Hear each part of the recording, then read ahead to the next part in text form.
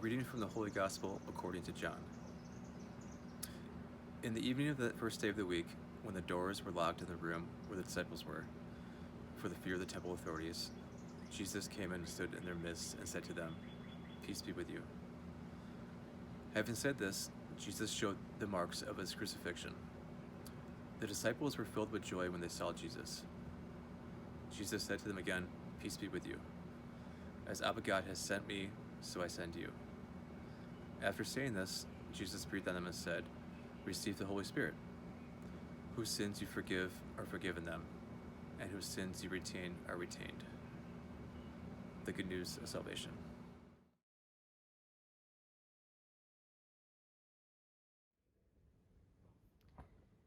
Hi everyone, Father Carl from the gym/sacred space for Family Mass.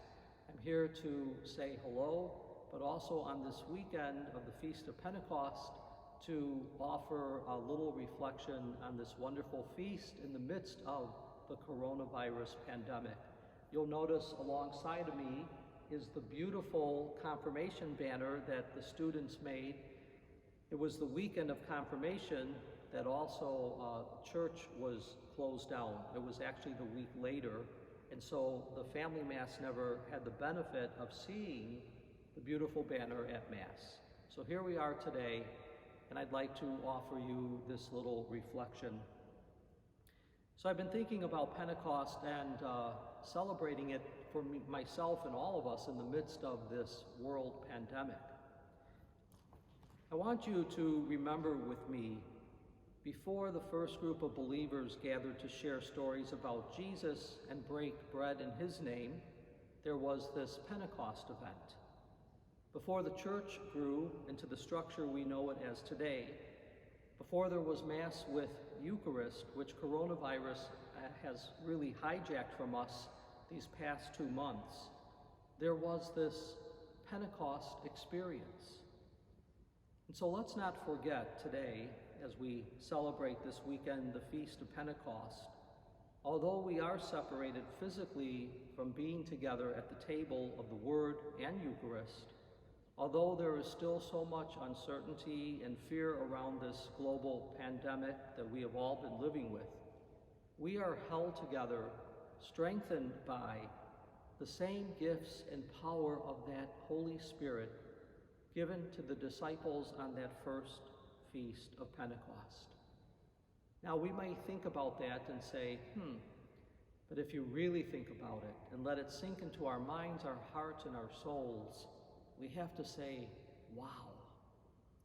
And I feel this is so important for us to remember, because we don't know what the aftermath of this novel coronavirus will have on our society, on our church, and the world.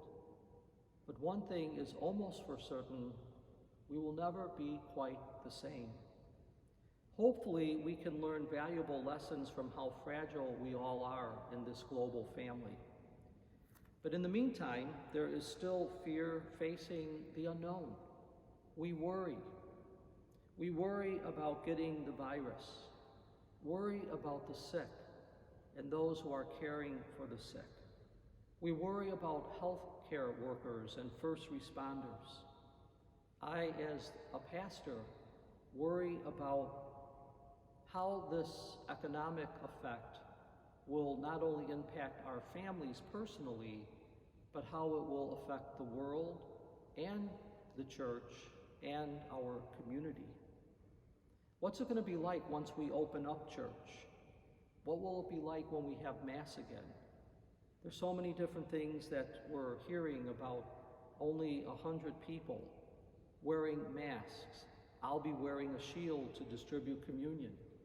And first and foremost, we have to keep everyone and each other safe. Will we survive the economic losses that we will all face in so many different ways? So these are all some of the many things that we worry about and we might wring our hands over. But here's what I ask you to think back with me on as we remember the first Pentecost. The disciples and Mary, they were locked together in that upper room out of fear. And they must have had what we have sometimes sensed during this pandemic, that sense of panic. And I think what we have been experiencing is much like what those disciples experienced in that upper room before Pentecost. But here's the good news. Now they're filled with the grace and power of the Spirit, and they're able to leave the fear of that upper room with all the uncertainty, and they go out and they enter the world with courage and love. Isn't that what we too are called to do as things begin to open up for us? I want to say that for myself as a priest and as a pastor of St. Giles, I need to remember this. I don't know what the future of the church will hold, especially after this pandemic. You don't know what life or the future of our church will look like as well. We're all in that same boat together. What will it mean to have Mass, to come back to Mass? But what I realized as I spent time reflecting on Pentecost for this reflection today is that in the wake of the coronavirus, Pentecost will be our blueprint of how we go forward. Pentecost is our blueprint of hope. Whatever is to come, the Holy Spirit desires the best for us and will provide us with the freedom to live with courage, just as those first disciples went out to live with courage.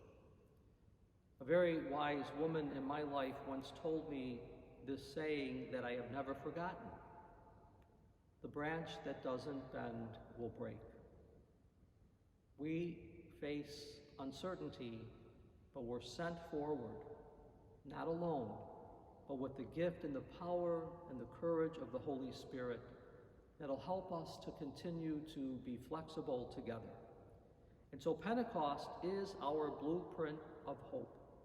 Now as we go forward, let us remember that as the disciples left that room of fear, Jesus came and stood by them.